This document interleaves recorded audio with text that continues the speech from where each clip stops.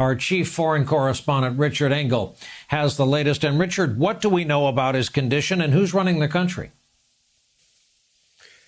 So British officials say that he was admitted to this intensive care unit earlier today, a surprise announcement. They had been just hours earlier assuring the public, assuring reporters that he was okay, but not giving a great deal of detail.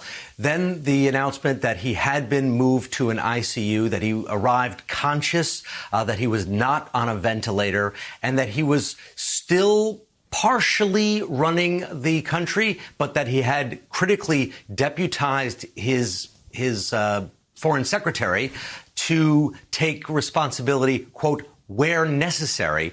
And one would assume that when you're in an ICU, that would count as one of those times that is necessary. And we know the foreign secretary is going to be leading the coronavirus effort and is going to be chairing those meetings, at least for the foreseeable future. So the 10 Downing Street wanted to make sure that it was not an abdication, that he's not quitting his office, but that this was a temporary deputizing where necessary, and that he's not on a ventilator for now.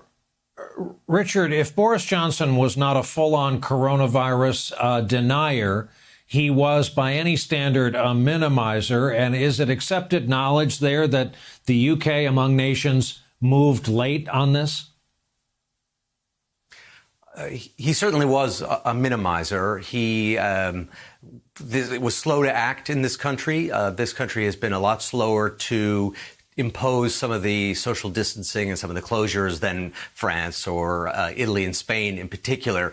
And there is this infamous video in which Boris Johnson, even after the outbreak had begun, said that he went to a hospital, met people he thought were coronavirus victims, was shaking hands and said, and you will be pleased to know I will continue to shake hands.